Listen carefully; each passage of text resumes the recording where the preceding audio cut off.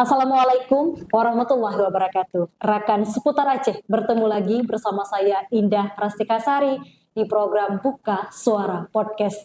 Dan pastinya kali ini kita akan membahas mengenai perhelatan olahraga terbesar di negeri ini, PON ke-21 Aceh Sumut yang dihelat 8 sampai dengan 20 September 2024 lalu. Di balik megah dan meriahnya pembukaan yang dihadiri oleh Presiden Republik Indonesia, Presiden Joko Widodo, yang dihelat pastinya di Stadion Harapan Bangsa Banda Aceh, tersimpan banyak sekali dilematika ataupun problematika, kita bisa katakan seperti itu. Yang hadir, yang muncul, yang pertama tentang konsumsi para atlet itu baru beberapa, terus kemudian ada venue. Kita akan bahas ini dengan tema kita hari ini, PON 21 Aceh Sumut, mimpi prestasi yang ternodai korupsi, bersama dengan Bang Alfian dari Koordinator Masyarakat Transparansi Aceh atau MATA. Assalamualaikum Bang Alfian. Waalaikumsalam warahmatullahi wabarakatuh. Terima kasih Bang Ya, sudah sama-sama. menyempatkan waktu di Buka Suara Podcast. Ini menarik Bang, yang sedang hangat-hangatnya. Walaupun perhelatannya sudah selesai. Ya, sudah selesai 8 sampai 20, pembukaannya luar biasa, tapi kemudian banyak sekali problematika kemudian yang muncul, yang viral di media sosial Bang. Tapi sebelum kita ke sana lah, mungkin kita harus mengenal mungkin dulu Bang tentang MATA ini Bang. Peran MATA seperti apa Bang? Ya, terima kasih. Ya, MATA ini dibentuk tanggal 6 Januari 2026 ya. Jadi mandatnya itu adalah pada saat itu kita perlu membangun gerakan sipil, terutama isu-isu soal masalah korupsinya yang masif. Karena itu menjelang pada saat Aceh dilanda gempa dan tsunami, yang pada saat itu juga Aceh mendapat kucuran dana juga sangat besar, baik dari masyarakat internasional maupun dari nasional. Nah, kemudian kita juga melihat bahwa Aceh punya kewenangan dalam proses penyusunan KANU, ya. Aceh juga punya kewenangan mengatur anggarannya sendiri. Jadi kita pada saat itu melihat bahwa ini penting supaya ada gerakan masyarakat sipil yang concern terhadap ini.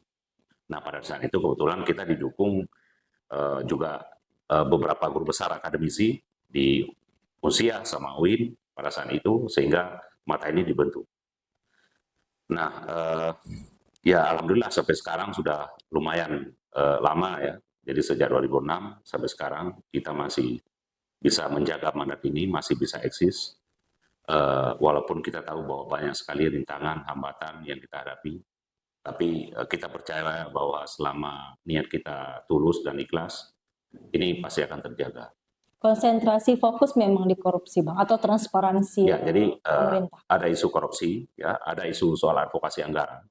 Jadi anggaran ini bagaimana anggaran Aceh ini, baik itu di level provinsi maupun di level kabupaten kota, harus pro terhadap rakyat. Ya. Nah, begitu juga soal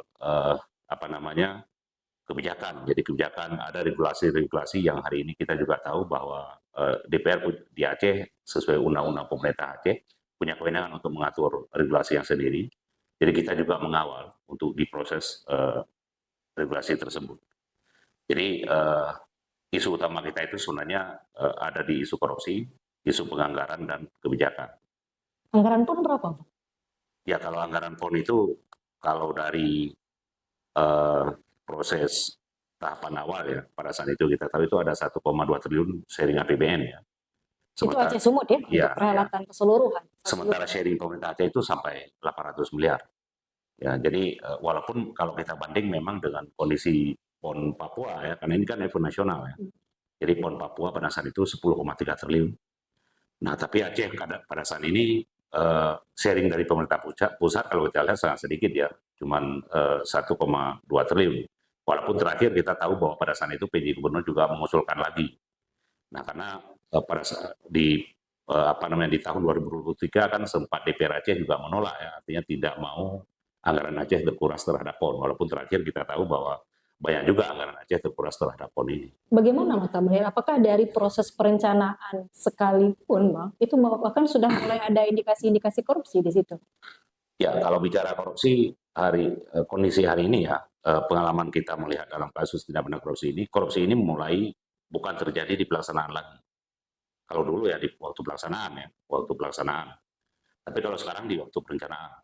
Bentar, dulu itu maksudnya indikatornya apa? Dari dulu pada saat Ya, kalau perencanaan. dulu misalnya gini, di proses perencanaannya memang ya mulus-mulus saja. Ketika misalnya bangun jalan, bangun jembatan, bangun gedung. Oke, ini untuk case yang bangun Ya, jembatan, ya, jalan tapi itu ya, ya Bang? proses korupsinya terjadi di pelaksanaan. Ya, tidak sesuai spek ataupun ada yang ada petunjuk dari gambar yang sama sekali tidak dibangun. Ya, tapi kalau sekarang ya prosesnya di perencanaan. Makanya salah satu yang perlu kita awasi sekarang adalah mulai dari proses perencanaan ya. Itu termasuk PON artinya. Dari PON perencanaan sudah mulai di Ya, situ, sudah ya mulai kalau akarnya. kita lihat kan salah satu item nomenklatur penganggarannya kan dari sisi pengadaan makanan. Jadi kalau Mata menilai bahwa potensi markup itu di proses perencanaan. Karena kan perencanaan orang kan merancang ini. Nah, artinya masa misalnya anggaran satu per kotak nasi di Aceh 50.900 ya. Nah, itu kan paling super mewah udah tergolong. Harusnya. Ya, super mewah. Dan dalam kotak Aceh kalau kita lihat kan tidak ada, Pak. Tidak ada nasi yang dijual satu kotak sebesar harga itu.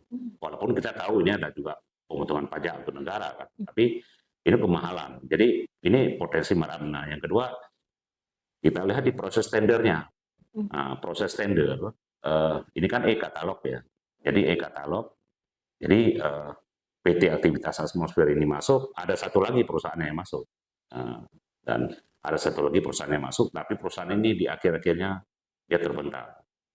Artinya ada dua perusahaan ya, terbental dengan alasan tidak punya pengalaman. Okay. Nah, udah itu kita tracking siapa PT Aktivitas Atmosfer ini. PT Aktivitas Atmosfer ya, itu yang memenangkan konsumsi. Ya, konsumsi di Aceh, di PON Aceh Sumut kemarin. Jadi perusahaan ini sebelumnya juga pengadaan nasi, makanan untuk PON Papua. Nah, udah itu 2018 juga pernah melakukan pengadaan makanan waktu Popda Aceh. Ya, udah itu tahun 2018 ya kalau nggak salah kami pertama kali GP di Mandalika waktu dibuka, ini juga perusahaan ini yang menangkan. Artinya perusahaan ini kita melihat memiliki akses terhadap kekuasaan dalam tanda kutip ya. Artinya mereka dekat dengan kekuasaan. Iya.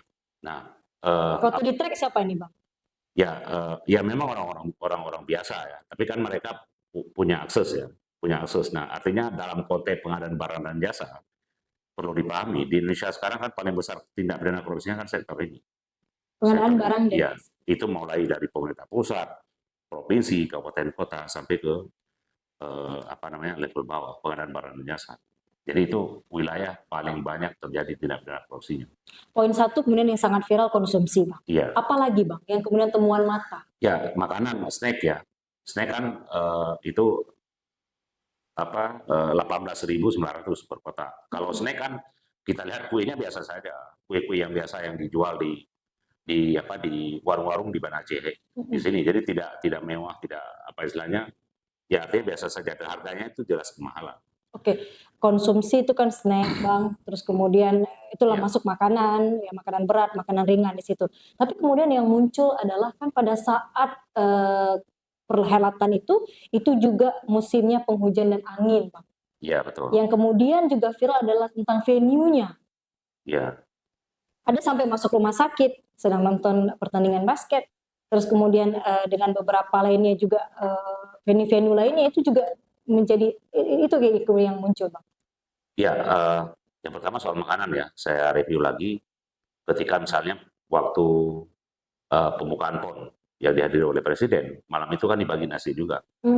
Dan kita juga dapat keterangan beberapa pengunjung, itu bahwa statusnya dagingnya udah basi. Dagingnya sudah basi? Sudah basi. Nah, artinya kan soal kualitas ya. Jadi sisi potensi markup-nya udah tuh sisi kualitasnya, belum lagi kita bicara soal distribusinya, karena distribusi juga ada budgetnya, bagian dari pengadaan ini, karena ini lumayan nih, 42,3 miliar. Untuk Makanan saja. Untuk makanan saja. 43. 42,3 miliar. 42,3 miliar. Jadi itu dalam konteks makanan. Bicara soal misalnya venue kan, Aceh kan semua ini venue-nya kan statusnya rehab semua. Jadi bukan dibangun konstruksi baru. Tapi kalau Sumut ya dibangun konstruksi baru. Aceh seluruhannya renovasi. Renovasi ya. Jadi dan statusnya kan banyak tidak selesai. Nah, tidak selesai ini kalau kita lihat dari jarak kontrak pengadaan yang dimenangkan oleh rata-rata rekanan yang pelaksana ini memang sampai November. Sampai November ya. Walaupun kita tahu bahwa kemarin PON sudah selesai. Karena itu secara regulasi sektor PBJ-nya memang demikian. Artinya sampai November itu Bang harusnya selesai di November. Iya, kalau di kontrak mereka. Tapi dipaksakan selesai di September. Iya, saya pikir ini ada secara teknis ada komitmen ya ketika rekanan memenangkan salah satu venue misalnya. Nah, tapi kan kita tidak tahu ini adalah kejar waktu ya. Bangunan yang dibangun kejar waktu kita belum tahu bagaimana kualitas speknya, apakah ini. Makanya kita kemarin BPKP kan salah satu lembaga yang bertanggung jawab yang mendapatkan mandat supaya ini dipastikan tidak terjadi penyimpangan.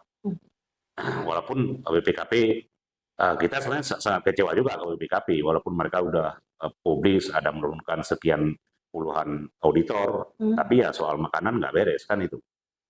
Kalau memang mereka ngawasin, ya pasti makanan ini nggak akan lolos. Karena ini soal makanan ini kan lumayan lama kemarin, sampai 7 hari. Ini soal distribusi, soal kualitas makanan.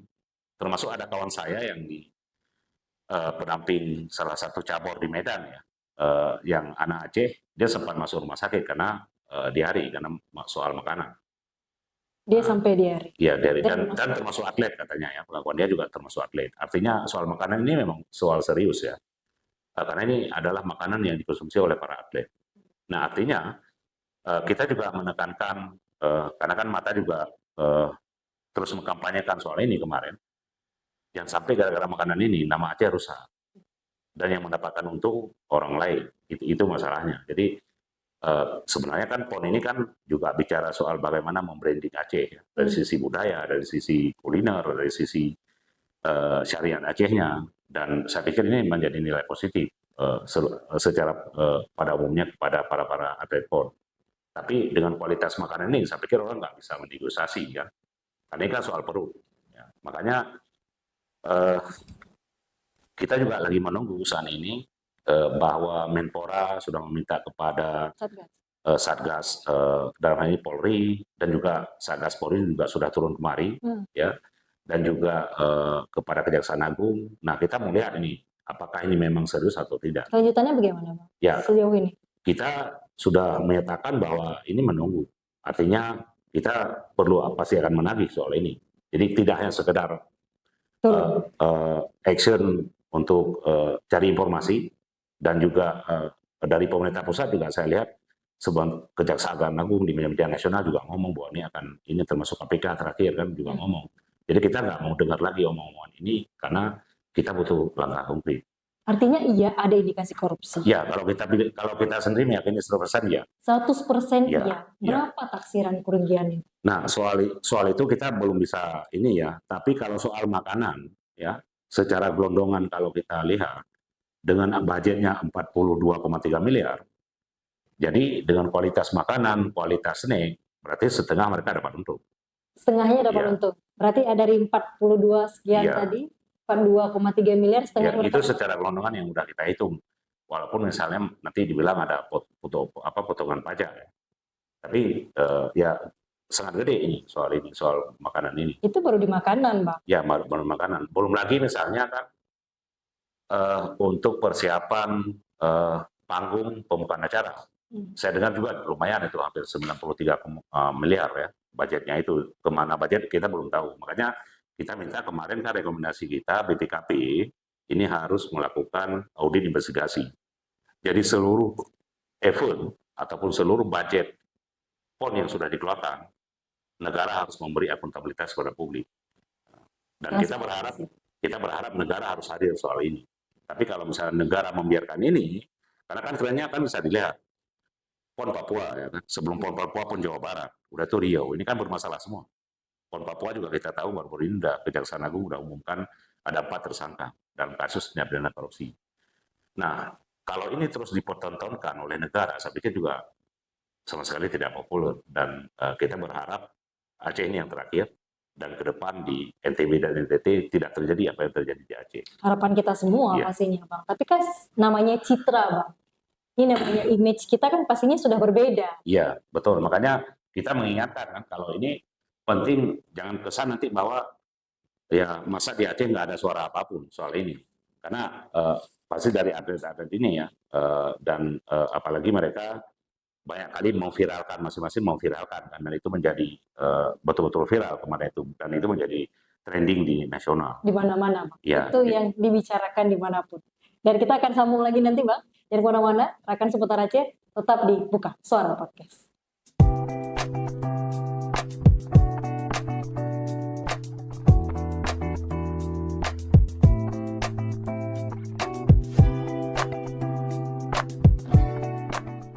Rekan seputar Aceh, kembali lagi di Buka Suara Podcast PON 21 Aceh Sumut. Prestasi yang ternodai korupsi. Masih dengan Bang Alfian dari Masyarakat Transparansi Aceh. Dan tadi kalau kita bicara baru 2 sektor Bang. Baru 2 sisi kita melihat. ya, Baru konsumsi, makanan, snack itu, makanan ringan, makanan berat.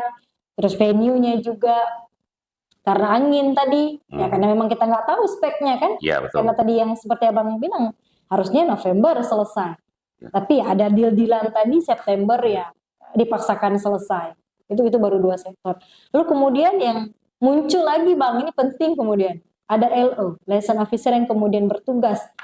Dan tim-tim yang bertugas ada hari ini yang pemotongan. Ya, Ya, janjinya betul. dapat berapa itu gimana Bang Kamar? Janji Jadi, dapat berapa tahun? Mata itu kan ketika mendapat dokumen-dokumen kontrak semua soal sektor pengadaan makanan, kita masuk kepada wilayah LO. Jadi kita jajaki nih teman-teman akses kepada teman-teman yang terlibat dalam LO. Dan malam Sabtu mereka ngirim laporan ke kita semua bahwa kita Bang dipotong, kita Bang udah dibayar, tapi tetap dipotong. Nah, Janjinya berapa? jadi kalau kita lihat dokumen yang kita dapatkan dari Kementerian Keuangan yang langsung di-ACC oleh Ibu Sri Mulyani, Menteri Keuangan. itu LO-nya itu 400 per hari. 400.000 per hari. Jadi yang sementara fakta yang udah pengakuan para LO kepada kita, itu ada yang dibayar 200.000, ada yang 250. Dan itu tidak termasuk potong pajak lagi. Artinya perbedaan itu gimana ceritanya? Ada yang tidak seragam, 200 Ya. ada yang 250. Kita belum tahu, karena ini kan LO ini kan ada daerah nih, ya kan? Ada yang daerah, kita kan ngambil ada yang di daerah, ada yang di Banda Aceh. Banda Aceh ya. Jadi karena kan ada 10 kabupaten itu kalau venue-nya kan. Artinya Banda Aceh dapat lebih besar lagi. Ya, Banda Aceh juga ada yang dapat 250, ada yang dapat 200. Di daerah juga ada yang dapat 250. Jadi variasi ya kan. Nah, karena sebelum satu hari menjelang PON, kita udah dapat kabar nih bahwa LO ini udah dikumpulin, udah dikasih, ya kalau istilah kita bilang cikombak, udah dilemparin bahwa kalian ini para LO nggak dibayar penuh, nah gitu. Oh, sudah dibilang Ya, dari awal. tapi kita kan ya mereka pasti nggak ada reaksi kan, ya nggak ada reaksi karena ya mungkin kalau mereka khawatir juga. Nah, jadi sektor ini saya pikir paling banyak nih, artinya paling banyak potensi kerugian negara juga. Paling banyak dikorupsi ya? Karena LO-nya ini kan banyak nih. Jadi LO-nya banyak, jadi bayangkan kalau misalnya per orang 200.000 saja, ya kan. Nah, tapi kalau di data Kementerian Keuangan kita belum dapat berapa jumlah IO-nya, tapi terutama dari sisi budgetnya itu udah final. Bukti ya. Itu memang disampaikan langsung dari LO-nya ke teman-teman Mata. Iya, karena kita memang udah membuka akses nih. Jadi ketika setelah soal makanan ini kita dapat dokumen semua, udah itu kita dengar, kita buka akses ke daerah. Kita buka akses dan kita ketika nanti dibayar kasih tahu ya, ketika dibayar kasih tahu ya. Ada buktinya Bang? Dan mereka kirim ke kita. Kirim apa buktinya?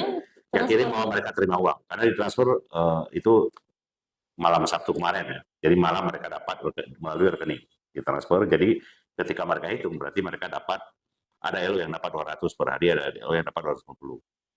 Artinya kalau kita potong rata-rata satu orang aja dipotong 200.000 ya, berarti ini lumayan banyak juga uangnya. Nah, dan ini murni korupsi. Ya, murni korupsi, dan kita berharap negara hadir ya dalam sektor ini juga harus memastikan, karena saya pikir semua orang butuh kepastian hukum hari ini. Jadi tidak ada soal kesewenang-wenang lagi. Jadi karena kan gini kan, kita nggak kami sendiri sebenarnya sangat risih ketika misalnya bahwa PON ini untuk bicara soal kemajuan olahraga segala macam, tapi ternyata dikorupsi. Kita nggak mau terima itu. Satu sisi juga kita tidak pernah mau diperburuk nama Acehnya oleh orang-orang para bermental korup ini. Makanya kita berharap ya tidak punya khilafiah, tidak punya alasan bagi para penegak hukum untuk ini tidak diusut. Sampai sejauh ini udah gimana, Bang? Satgas sudah turun. Ya, Harapan kita mereka ya tidak ke hanya Satgas sekedar- ya, secara umum kita sudah mendiskusikan soal ini. Ya. Sudah mendiskusikan soal ini, semoga ini ada langkah, termasuk ke BPKP juga sudah, dan kita berharap BPKP jangan mengalis juga soal ini. Artinya ini bagian tanggung jawab murni BPKP untuk memastikan pengelolaan anggaran PON tidak disalahgunakan. sampai hari ini, Bang. Apakah kemudian idealnya nanti akan berjalan sesuai harapan kita? Artinya akan ada orang yang kemudian sudah sampai ke indikasi itu, mereka akan lebih jauh idealnya penegakan hukumnya untuk menetapkan sampai ke tersangka lah. Ya, minimal kan kita akan kawal ya. Kita akan kawal kebiasaan dalam kasus-kasus tindak pidana korupsi. Nah, ini adalah kasus besar karena event PON, ya pasti kita akan menggalang masyarakat sipil juga ya untuk meminta untuk menagih ini. Ya minimal 1 bulan ke depan paling tambah kita udah mulai nagih. Bagaimana perkembangannya kan itu. Nah, jadi kalau misalnya ini dibiarkan, saya pikir ya berarti PON ini bagian dari ajang untuk mencari keuntungan pribadi. Itu kesimpulan kita kalau kasus Aceh ini nggak diusut. Jadi tidak hanya untuk pesta olahraga ya? Ya, jadi wilayah olahraga di Indonesia ini berarti wilayah yang paling korup juga. Jadi akhirnya ini jadikan objek, olahraga ini jadikan objek, tapi ini dimanfaatkan oleh orang-orang yang bermental korup. Kalau kasus korupsi di Aceh nggak diusut. Karena ini menjadi salah satu indikator. Karena kayak saya bilang tadi kan, Jawa Barat, Papua, Riau, ini semua terjadi tindak pidana korupsi. Kalau kita review tiga tempat sebelumnya, dan ini selalu bermasalah. Nah, oke, Aceh ini sudah terjadi. Ini harus diusut tuntas dan negara harus pastikan PON ke depan di NTB dan NTT ini tidak terjadi lagi. Tapi kalau misalnya ini nggak diusut, berarti membuka peluang besar pelaku-pelaku koruptor ini mereka akan bekerja di saat PON yang akan datang. Oke, dari yang Bang katakan tadi, dari sebelumnya itu bahkan sudah terlihat, Bang, sudah jelas ada indikasi bahkan sudah korupsi. Tapi kemudian bagaimana mata melihat ini kemudian terulang lagi? Harapan kita memang nanti ke depannya tidak ada lagi. Tapi ya, saya lihat kan ini tidak ada proses. Ya kalau misalnya BPKP ya sudah dari awal-awal mereka sudah melakukan review, awal-awal sudah memeriksa dengan tim auditornya ke lapangan.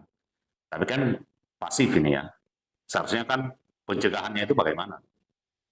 Itu kan negara punya alat, negara punya kewenangan, terutama institusi negara dalam konteks penegakan hukum, mereka punya kewenangan untuk melakukan pencegahan, tapi tidak dilakukan. Makanya saya bilang kita kecewa juga dengan BPKP, katanya udah awasin ya, kok bisa di sektor makanan kok bisa lolos. Artinya itu sudah fakta, sudah kejadian, jadi jangan ngeles ya. Oke, sejauh ini Mata dan kawan-kawan yang lain apa yang sudah dilakukan, Bang? Artinya untuk terus mendorong itu sampai ke tahap kita sampai ke titik kita pertama kan secara konteks mengkampanyekan ya kan, memberikan input-input kepada pihak-pihak yang berpoten, kita sudah melakukan ya. Nah sekarang kita tinggal menunggu bagaimana proses negara, dalam hal ini aparatur negara, dalam hal ini aparat penegak hukum, untuk memastikan ini ada kepastian hukum. Nah, artinya ini perlu ada proses pengawalan ke depan dan kita akan tagih. Ya, walaupun kita tahu bahwa dengan dinamika aparat penegakan hukum kita kan kadang-kadang ya atau tidak kan itu. Tapi ini perlu desakan ya. Perlu desakan tidak hanya dari teman-teman masyarakat sipil, saya pikir dari teman-teman media juga penting untuk soal ini. Ya, ini salah satunya, Bang. Kemudian ikhtiar kita lah untuk bisa mendorong itu. Balik lagi, Bang, tadi ke teman-teman LO, apakah kemudian mereka ada gambaran akan dapat lebihnya atau memang mungkin sudah segitu saja? Kawan-kawan LO sudah tahu, mereka 400.000 udah tahu. Ya, udah tahu. Tapi mereka terima segitu? Ya, terima itu. Saya kemarin bilang kalian harus konsolidasi, kalian harus menuntut ini. Karena tidak perlu ditakuti, karena ini kan event sementara ya. Tidak terikat kontrak ya. Artinya hak-hak itu wajib di ini. Kita lagi menunggu juga feedback dari mereka. Kalau misalnya mereka nanti maju, kita akan dampingi. Artinya hak-hak mereka itu harus dikembalikan. Kalau mereka maju, Bang. Tapi paling tidak mereka sudah. Kalau tidak mereka maju, Tapi ini akan menjadi salah satu poin bagi kita bahwa ini wilayah sektor ini juga dikorup. Artinya kita perlu mendorong aparat penegak hukumnya untuk melidiki ini. Oke, artinya pemerintah harus hadir Iya, benar. untuk ke seluruh sektor ini, Bang. Iya, benar. Dan ke depan, harapannya pasti ya kita idealnya lah tidak ada lagi kemudian korupsi. Lebih baik daripada hari ini. Tapi apa yang perlu dilakukan, Bang? Jadi jangan terulang lagi. Bahkan di perencanaan kalau kita bilang di awal tadi. Ya, makanya saya pikir ini kan soal event pemilu ini kan PON ini kan Ke depan lah, negara ya. Iya. Negara. Jadi pemerintah pusatnya. Jadi jangan seperti Aceh-Aceh kan kita kesannya dipaksakan nih. Uangnya sangat terbatas. Kalau sesi uang kita lihat terbatas di Aceh. Artinya sharing dari APBN-nya ya dibandingkan dengan Papua kemarin. Udah itu secara deadline waktu yang dipaksakan akhirnya ya soal banyak venue nggak selesai, terutama kita belum bicara soal kualitas nih, tapi banyak sekali di mana-mana kita temukan venue nggak siap. Nah syukur kemarin Presiden mau buka malam hari ya, coba kalau misalnya buka malam hari atau Presiden ada melakukan kunjungan di siang hari terhadap venue-venue yang cabur yang mau bertanding kan, itu pasti kan akan muncul pertanyaan-pertanyaan banyak kan. Nah artinya ini yang harus yang harus terutama dari KONI pusat, termasuk Menpora. Jadi menjadi pengalaman terburuk ini bisa dijadikan pengalaman yang terbaik untuk persiapan ke depan. Oke. Dan bagaimana kemudian Mata memastikan agar kemudian anggaran-anggaran ini selanjutnya ini akan terus berjalan prosesnya dan harapannya ke depan lagi PON ini akan berjalan baik. Ya saya pikir ini kuncinya ada di pemerintah pusat ya. Karena ini leading sektornya itu di pemerintah pusat. Jadi daerah kan cuma menjalankan saja. Kita hanya menjalankan saja. Ya, tapi kan pasti otomatis kita punya peran masing-masing juga kan? Iya, tapi kayak misalnya kemarin ya PJ Gubernur misalnya, kewenangannya kan hanya memastikan bahwa tiap-tiap cabur, tiap-tiap venue ini bisa dilaksanakan pertandingan. Udah itu mengontrol, mengevaluasi kan cuma itu. Tapi soal deadline waktu ya kan, soal venue-nya bagaimana, soal budgetnya itu kan ya kewenangan paling besar kan pemerintah pusat. Jadi posisi daerah kan hanya menerima perintah sebenarnya. Jadi saya pikir ini menjadi catatan penting yang perlu dievaluasi oleh pemerintah pusat sehingga rencana PON di NTB dan NTT yang 4 tahun ke depan ini benar-benar memang efektif dan tidak terjadi potensi-potensi penyimpangan apa yang terjadi di Aceh hari ini. Transparansi ini sebenarnya penting ya, terutama dalam pengelolaan wilayah publik ya, terutama dari sisi kebijakan dan dari sisi pelanggaran. Ketika misalnya tidak ada transparan, berarti potensi cenderung korup. Itu aja kesimpulan kita. Oke. Jika tidak transparan berarti cenderung korup. Dan artinya proses ini dari awal memang tidak transparan. Sudah tidak transparan dari awal. Dan memang indikasinya terindikasi korupsi. Indikasi korupsi. Oke, terima kasih banyak Bang Alfian untuk waktunya. Sama-sama. Terima kasih juga untuk Anda rekan seputar Aceh dan terus saksikan Buka Suara Podcast dengan like, subscribe, komen pastinya. Saya pamit. Wassalamualaikum warahmatullahi wabarakatuh.